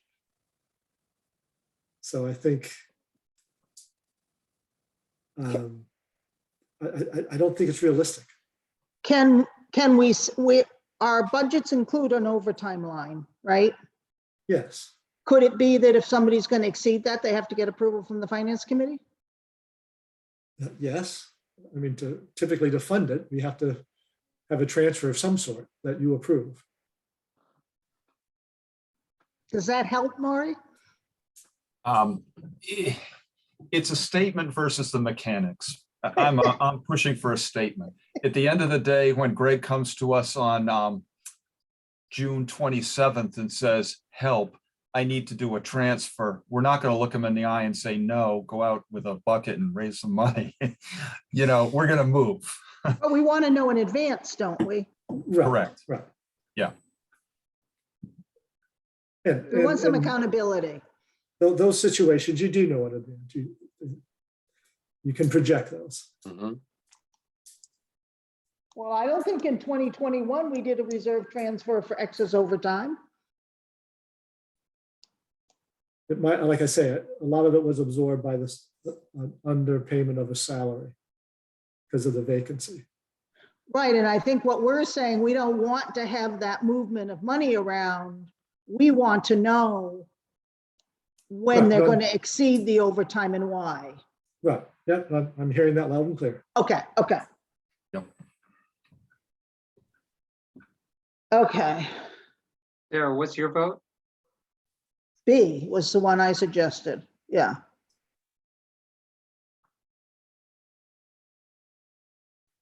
Okay, so if we go with B with the firefighter, we go with the extra police, and we're not going with the health agent, is that what we want the budget to look like that we're gonna look at in 2 weeks? I have a question. Yeah. Weren't we also at one point having to look at replacing some retiring DPW folks? We did that last year. Did it? I thought we tabled it last year because of No, the, no. We was had that the the year extra, before? yeah, we had the extra people on board and then one of them left before. But yeah, we pre-filled the retirements in the past. Excellent. Okay, Can I- forgot all So about it. I don't think DPW budget has Can I- changed, has it, Greg? But we would like to make a small adjustment in the water and sewer contribution.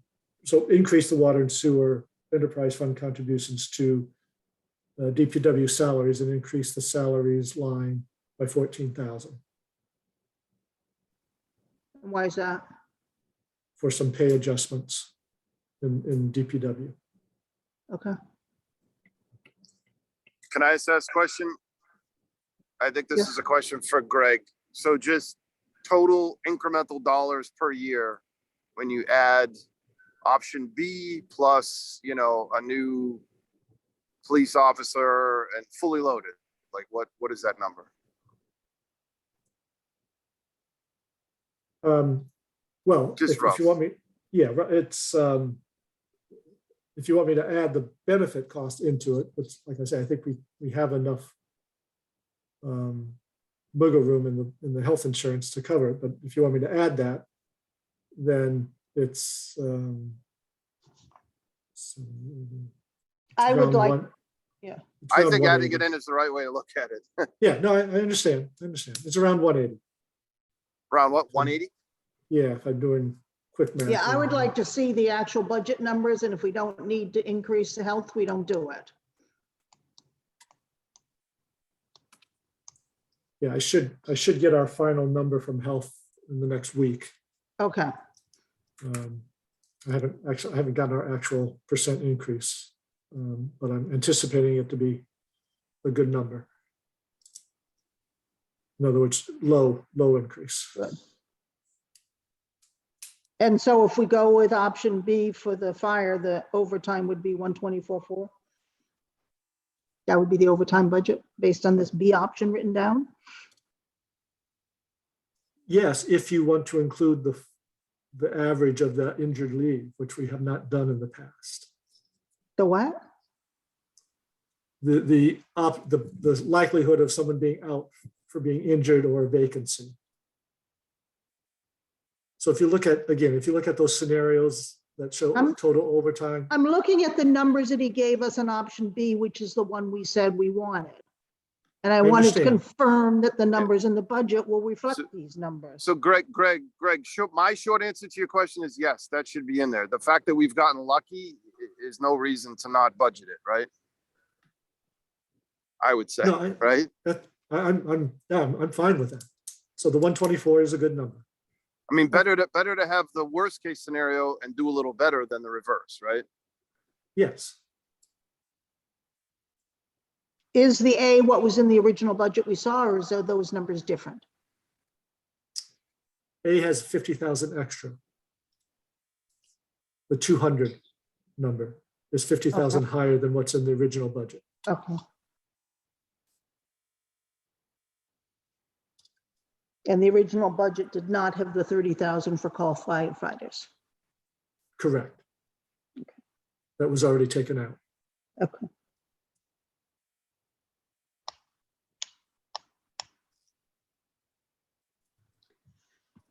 Well, let's see the adjusted budget and see how we're funding it. Yeah, we'll put together an amended Okay, grand total and you'll be able to see that. Greg, what will the message be to the Board of Health? Well, the message to the Board of Health is that you favor a regional approach rather than increasing in-house. Thank you. That certainly is consistent with my thinking.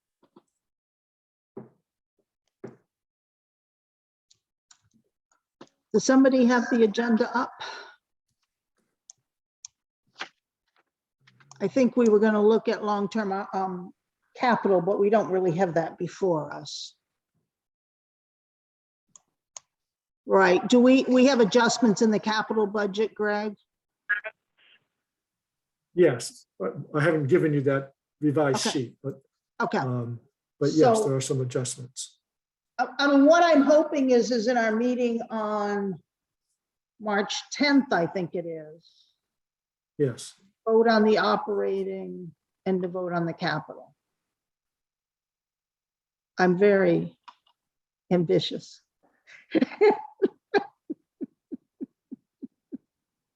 Thinking maybe we can have a few weeks off. We get our business done. yes, yeah. Now, do we have any information, any citizens petitions for the warrant? Yeah, none have been submitted. And was there a February 25th deadline, or was that changed because the town meeting dates changed? The February 23rd deadline, yeah. It 23rd, was- okay. Yep, so it's come and gone. So are you anticipating any other warrant items that have a financial component? Are you going to have dispatch on, or you don't know? Dispatch is going to be on the June special. Okay. Not the annual. So it's likely there'll be an article to approve a local room tax for, the Airbnbs of the world. Okay, So that's a, potential new revenue source. It's hard to estimate what that revenue will be because we don't have a good handle on how many rentals are out there. right. But some tens of thousands of dollars. What is the So that- decision? What has the decision been on dispatch? I'm not sure I'm aware. We don't know yet, Peter. Okay, It's premature. Very good. Ann, you have your hand raised?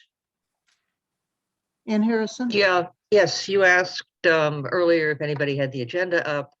Your next agenda item is discussing the budget impact of dispatch. Oh, thank you. If you're not going to talk about it, I'm going to go to bed. Okay.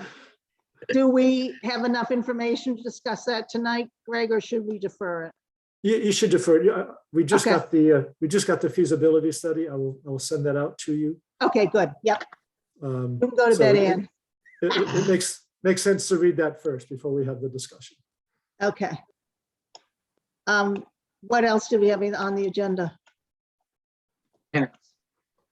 Minutes. We have no minutes to review.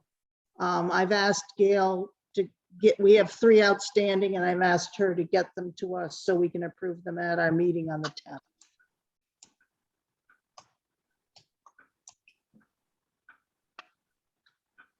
Anything else people want to discuss? I've done the agenda for the 10th, which is basically to approve operating budget and capital budget. We've already approved CPC. And it sounds like we don't have much else to approve. So I'm hoping, because we've discussed all the areas of the budget, that we'll just whip right through it. Right through. Sounds like a good plan. Time will tell. I will. If that's it, I'll take a motion to adjourn. Unless somebody else had something else they wanted to raise. Motion to move that adjourn. Second. I second it. Okay. Roll call vote. Peter, Adjourn, yes. Andy, Yes. Maury, Yes. Mike, Yes. and Sarah votes yes. Thank you all. All righty. Good night. Great. Thank you. Thanks. Good night. Good night, everybody.